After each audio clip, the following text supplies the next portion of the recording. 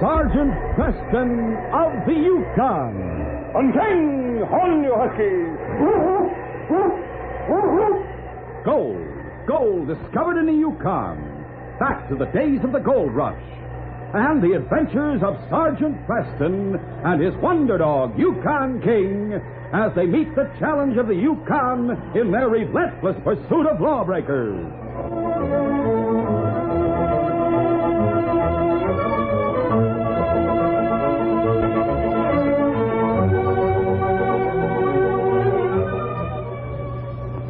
The Quaker Oats Company, makers of Quaker Puffed Wheat and Quaker Puffed Rice, the delicious cereals shot from guns, and the Mutual Broadcasting System presents by special recording Sergeant Preston of the Yukon.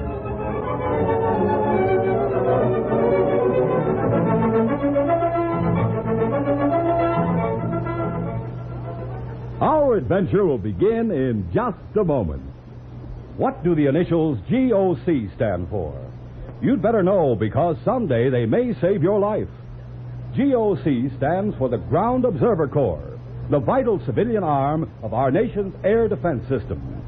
Day and night, in thousands of observation posts and air defense filter centers, your friends, your neighbors, are standing guard, protecting you from a surprise enemy attack that could come at any moment. Our security, our very survival, depends on adequate warning.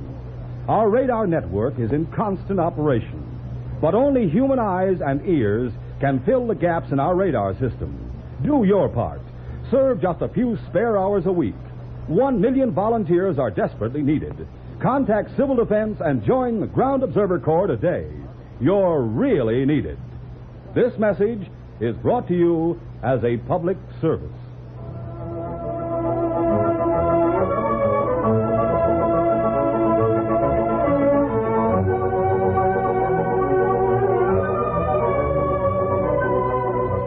The steamer Amelia arrived in Dawson during the first blizzard of the winter.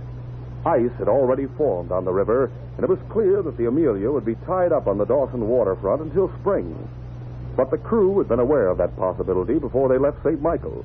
And so after the cargo had been unloaded, they went ashore to celebrate the beginning of a long vacation. Johnny Donahue, the second mate, returned to the waterfront shortly after midnight. He was humming one of the songs he had heard at the music hall and lifting his face to the refreshing bite of the driven snow. He rounded the corner of a warehouse. The lights of the Amelia shone ahead, warm and inviting. And suddenly, Johnny felt a rough hand on his shoulder. Hey. He was whirled around, and he found himself face to face with a brute of a man, black-eyed and black-bearded. What's the idea? You know what the idea is? Then Johnny saw the knife in the big man's hand. Don't, Mr. Rice. I haven't got any money. It won't do any good to pretend you don't know me. I never saw you before in my life. You saw me at the music hall tonight. They caught you watching me close. I swear. Don't lie, Johnny Donahue. What? You remember all right. But you got to tell me one thing. How did you manage to get through it? Through what? The typhoon that wrecked the China Belle. You're Ben Baxter. You knew that. You knew that when you first set eyes on me tonight. And I could see in your face what you were planning to do. Turn me over to the police. No, Ben, I swear. That's my question. How did you manage to get through the typhoon? Ship broke up. There was a hatch floating close to me. I pulled myself up on it. 2 days later, a steamer picked me up. You were the only survivor? Except for you and the men you took with you in the lifeboat. They all went overboard when we caught our first sight of land. You? Me. I had the gun, remember? You and I are the only survivors. That's one too many. No, Ben, I won't say anything to the police. I give you my word. There's one way to make sure you don't talk. No, Ben, no. The Northwest Mounted Police Headquarters wasn't far from the waterfront, and King, who was burrowed in the snow outside waiting for his master to come off duty, heard Johnny scream. He jumped to his feet and then raced toward the dock where the Amelia was tied up. There, near the corner of the warehouse, he saw the man lying in the snow and the patch of red growing larger beside him. He turned and ran back to headquarters. He threw himself against the door. A moment later, the sergeant opened it. What's the matter, boy? King ran a few steps toward the waterfront and then turned, clearly asking his master to follow him. All right, King. As soon as I get into my parka. Hold the fort, Constable. King's found something he wants me to investigate. Right, Sergeant. Lead the way, boy. When the sergeant reached Johnny, he knelt beside him and made a hurried examination. He's been stabbed half a dozen times, King, but he's still alive. We'll get him to the hospital.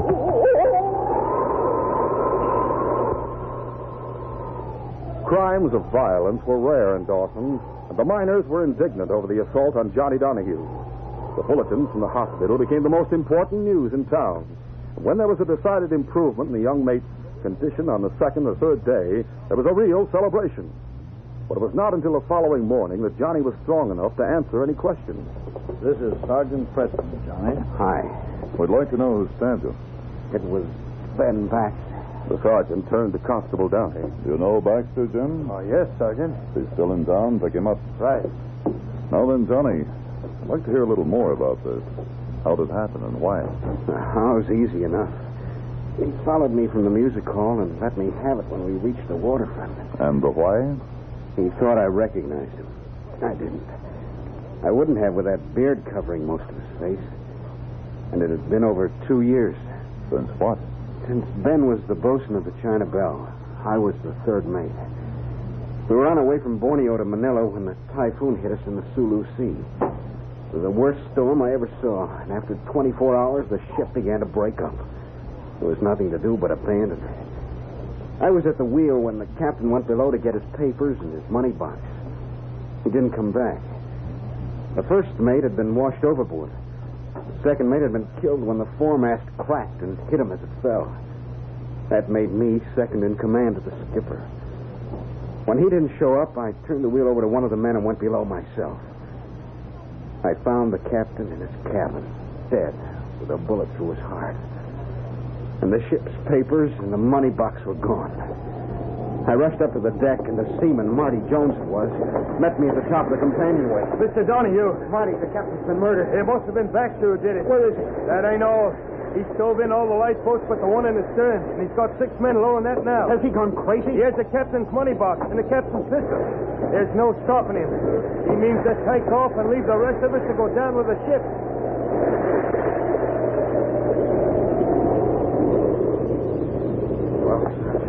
It was all true. All of the lifeboats were stove in with the exception of the one in the stern. When I got back there, it had already been lowered, and 6 men were in it at the oars. I saw Baxter toss the captain's money box down to them. He was going over the rail and down the rope ladder when I yelled at him.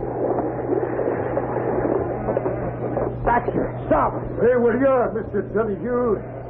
Every gun but the one I'm holding has been tossed overboard. That makes me the captain of the ship. This is mutiny. Sure. You can report it when you get to Davy Jones' lock. Have you gone crazy? I don't think so. I've got $20,000 and a pit crew to handle my boat. The rest of you are finished.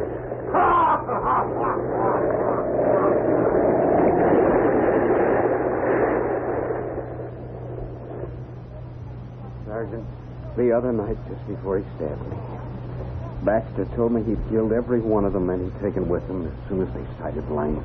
And you and the rest of the crew? The ship went down. I managed to crawl on top of a hatch. By a miracle, I was picked up 2 days later. I was the only survivor. And the only one who could bring Baxter to justice. I made a full report to the Maritime Commission, but no one ever heard of Baxter again. We thought he never made it to land. They imagined he was safe until he saw you the other night. He would have been safe. I didn't recognize him. I suppose no man with so much guilt on his conscience could ever feel safe. But you rest easy, Johnny. And you may rest assured the Northwest Mounted Police will capture him. However, in spite of his words, the sergeant felt no certainty that the killer's capture would be easy. And he was fully prepared for Constable Downey's report. Gone, Sergeant. I thought he might be. He's been staying at the palace. Checked out last night. Anyone see him leave town? Yes, he was driving a dog team and heading south. Oh? But it snowed since then. There'll be no tracks to follow. Leave anything in his room? Some dirty clothes. I brought this flannel shirt. Good. That'll give King the scent. You're going after him, Sergeant? Yes, I've arranged it with the inspector. As soon as I get a complete description of Baxter and his team, we'll hit the trail.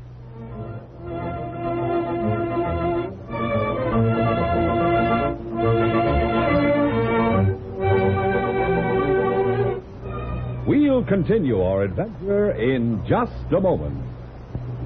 Attention, everybody in the family. First call for the breakfast treat that can't be beat. Quaker Puffed Rice or Quaker Puffed Wheat. They're the ones shot from guns. They're crisp, tender, full of bang-up flavor because they're loaded up to 8 times normal size. Just top with milk and your favorite fruit for a delightful breakfast treat that really wakes up appetite. And say, as you mothers know, some of your family like their cereal not so sweet, some like it ever so sweet. Well, here's the beauty of Quaker Puffed Rice and Quaker Puffed Wheat.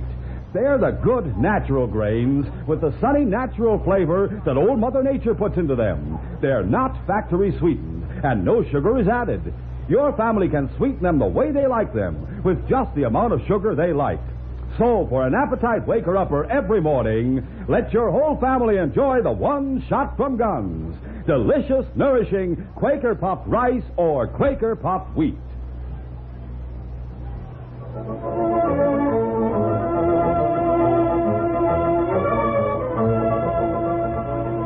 Now to continue. The ice on the Yukon was still too thin for travel, and another blizzard swept down from the north to pile mountainous drifts all along the banks of the river. They were too large for King to fight his way through, and the sergeant was forced to put on snowshoes and walk ahead of the team, packing down the snow so they could follow. Even worse than the slow progress was the thought that with the trail cleared of any scent, they might not even be going in the right direction.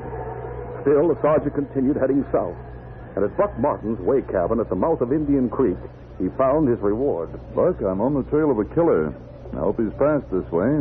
Big man, black beard, black eyes. I knew it. When I first caught sight of him, I said, this is a tough customer. If he stays the night, you aren't going to close your eyes, Martin. But he didn't stay here last night? No, the storm had been blowing for 2 hours by the time he got here, early yesterday afternoon. His dogs were floundering, but he said he had to go on. He left his team here and borrowed a pair of snowshoes from me. That makes you an accessory. Sergeant, I didn't know he was a killer. Of course you didn't. I wasn't serious. Which way to go? Up Indian Creek. That's interesting. South from Dawson and now east. He may be making a wide circle to the north, or he may be trying to cross the divide into the Northwest Territory. Well, this has been a terrible storm. You may find him dead on the trail. I doubt it, Buck. I have an idea it'll take more than a storm to kill this murderer. Late that afternoon, near the headwaters of Indian Creek, the sergeant found some snowshoe tracks, which had been only partially covered by snow.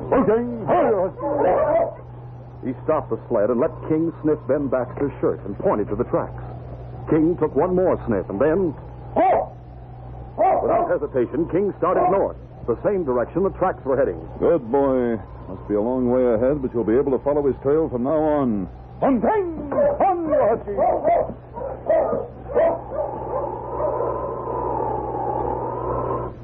3 days passed. Ben Baxter had avoided most of the way cabins on his route. He had only rested for a few hours when he did stop. Now, as he reached the edge of the Black Forest at the top of a long slope, he dropped to the ground and looked back at the valley he just crossed.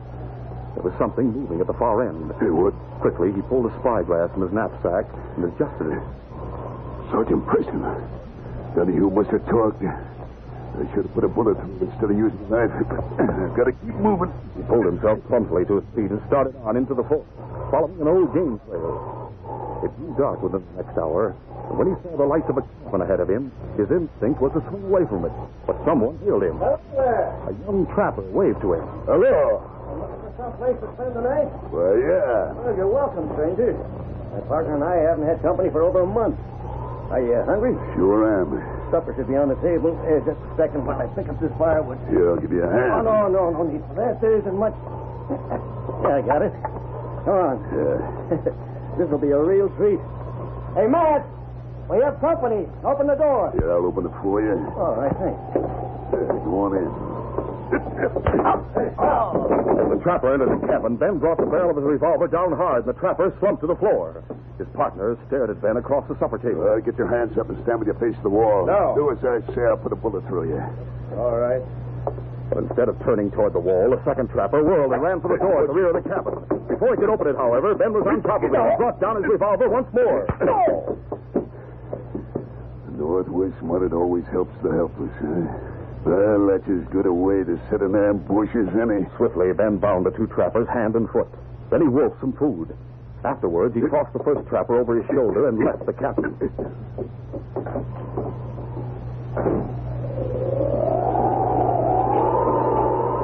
When King reached the cabin, wolves were howling in the forest not far away. The great lead dog looked back at his master, and the sergeant called a halt. Okay, hurry, King, come on. Trouble here, King. Help me. Who tied you up? Must have been the same hombre who knocked my partner out. Followed him through the front door and then cracked him over the head with his gun. Big man with a black beard? Yeah. His name's Ben Baxter, wanted for murder. There you are. He may have killed Tom. Your partner? Yeah. I tried to make a break for it, but this big gunman knocked me out, too. When I came to, I was tied up the way you saw me. The gunman and my partner were gone. Listen, he's taken him out in the forest and left him for the wolves. We'll find him. You'll be too late. Wolves don't howl when they're attacking. I'll get you out of harness, King. See those tracks in the snow leading away from the cabin? Killer tracks. He's carrying something heavy. Probably your partner. All right, King. There's your trail. Find, boy. Find. King plunged into the forest with the sergeant close behind him. But this was one time the great dog couldn't wait for his master.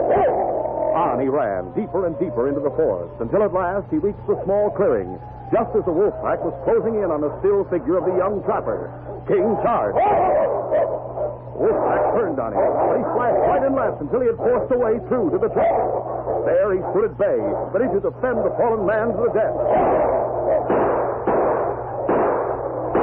But the sergeant was close behind him, and when he opened fire on the wolves, the pack turned and ran. Then, just as the sergeant was about to kneel beside the trapper, another shot rang out. The sergeant dropped to the ground, clutching his leg. But he rolled behind a tree and poured lead in the direction from which the shot had come. There was no answering fire. And a few minutes later, the sergeant could hear someone crashing through the underbrush some distance away. No, King. We can't go after him. The bullet caught my leg. King, you can bring the team in the sled, can't you, boy? Go on, King. Get the team and bring it here. When King returned with the team, the trapper was with him. First, he lifted his partner onto the sled, and then he helped the sergeant aboard. And they started back to the cabin. On, King! On, you husky!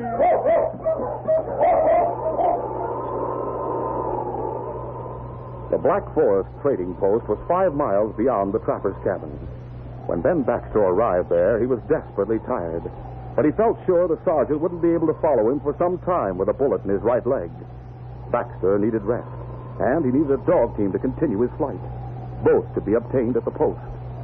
Still, he walked on past it for a good half mile before he circled back through the forest to the rear door. Through the kitchen window, he could see a woman and a boy. Needing sleep, he decided to postpone any violence until it was time for him to leave.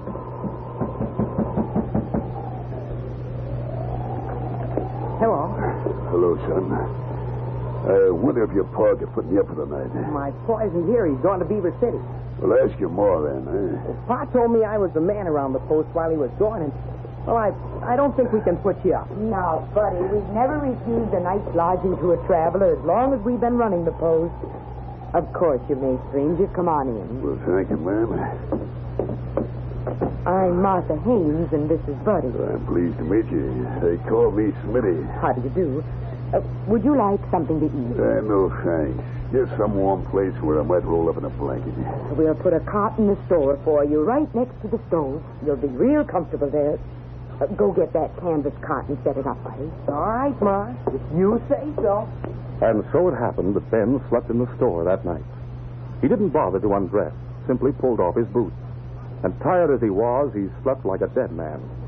He scarcely stirred until the sun was streaming through the windows. As soon as he opened his eyes and realized how late it was, he sprang into action. With his boots on, he started for the window to take a look at the trail, when the door to the living quarters at the rear of the store opened, and Mrs. Haynes and Buddy came in. Well, Mr. Smith, did you have a good sleep? How would you like some breakfast? Yeah, I'll have to be on the way fast, though.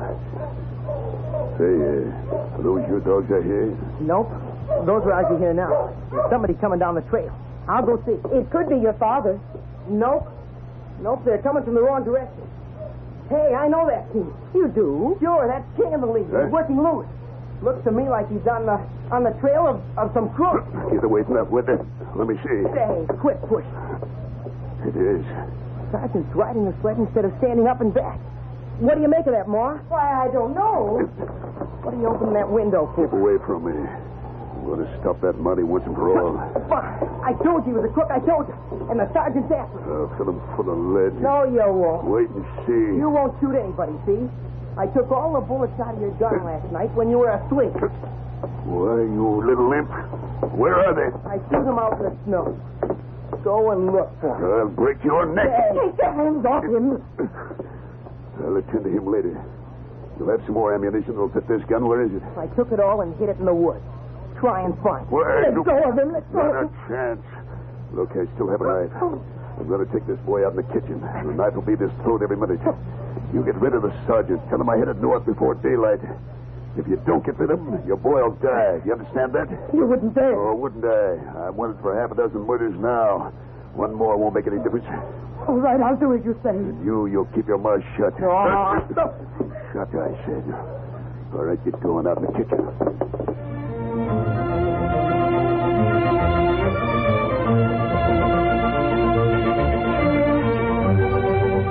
We'll continue our adventure in just a moment. Get ready, get set for a thrilling announcement. Sergeant Preston of the Yukon goes on TV. Yes, your favorite radio show will be seen for the first time on television. Brought to you by all the Quaker cereals. Quaker Puff Wheat and Rice, Quaker Oats and Mother's Oats, Muffet Shredded Wheat, and Quaker Paco 10. It's a brand new and different television adventure series for the whole family. Think of the thrills. You'll see Sergeant Preston in hand-to-hand combat with desperados. You'll see him on his black horse Rex. You'll see the sergeant's great dog, Yukon King. You'll see the magnificent mountain scenery, rushing rapids, terrifying snowslides, avalanches in this coldest country of the North. The first dramatic television show starring Sergeant Preston will be Thursday evening, September 29th on a coast-to-coast network. Check the time and station in your local newspaper. Everybody, the whole family, get ready, get set to see Sergeant Preston of the Yukon on television.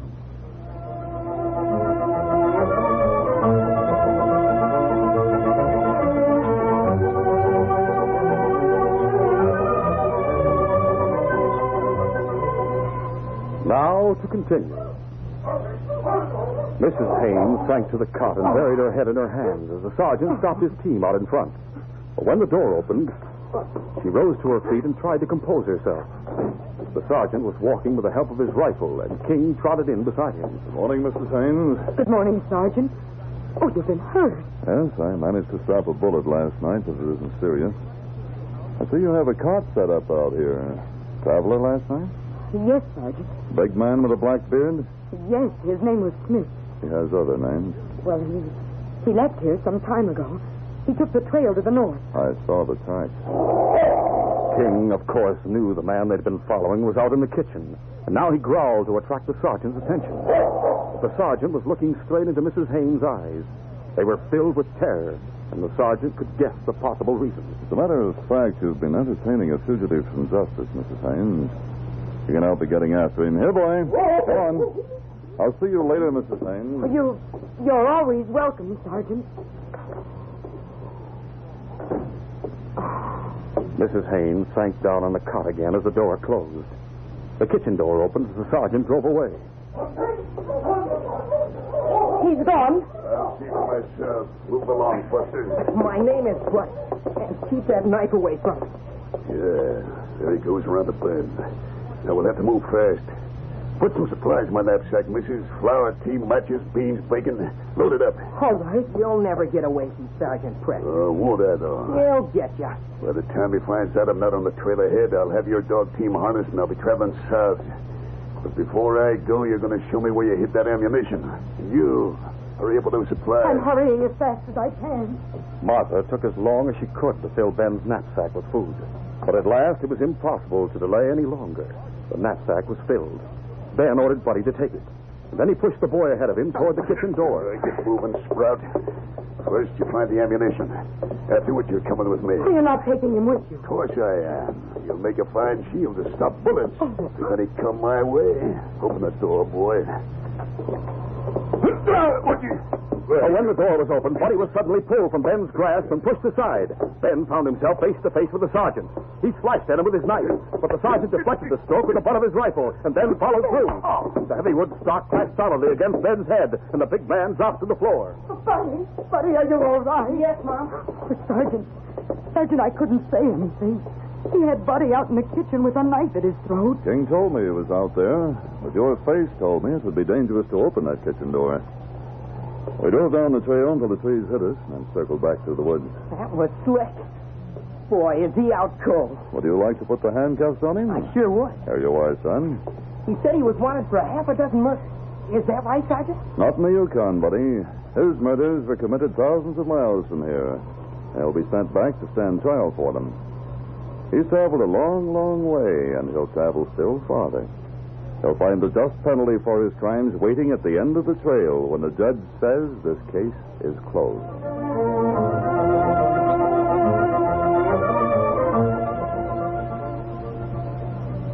We'll return in just a moment with a word about our next exciting adventure. Your musical treat of the day waits for you throughout the week on Mutual.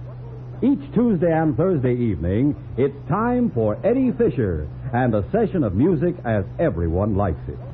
Young and old delight in Eddie Fisher's way with a song.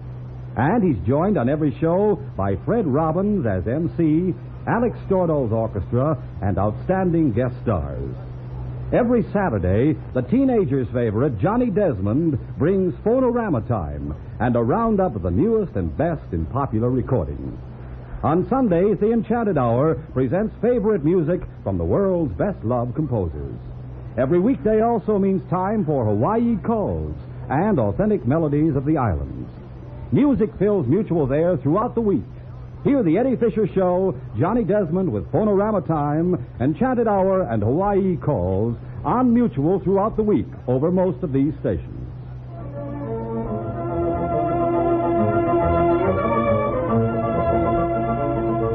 Natural for Sergeant Preston to dislike capturing for the hangman the individual who saved his life.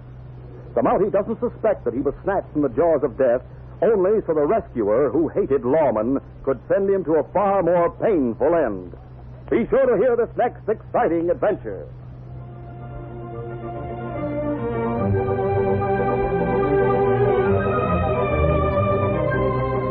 These Sergeant Preston of the Yukon Adventures are brought to you every Monday through Friday at this time by the Quaker Oats Company, makers of Quaker Puffed Wheat and Quaker Puffed Rice, the delicious cereals shot from guns. By special recording in cooperation with the Mutual Broadcasting System. They are a copyrighted feature of Sergeant Preston of the Yukon Incorporated. Created by George W. Trendle, produced by Trendle Campbell Muir Incorporated, and directed by Fred Flowerday. The part of Sergeant Preston is played by Paul Sutton.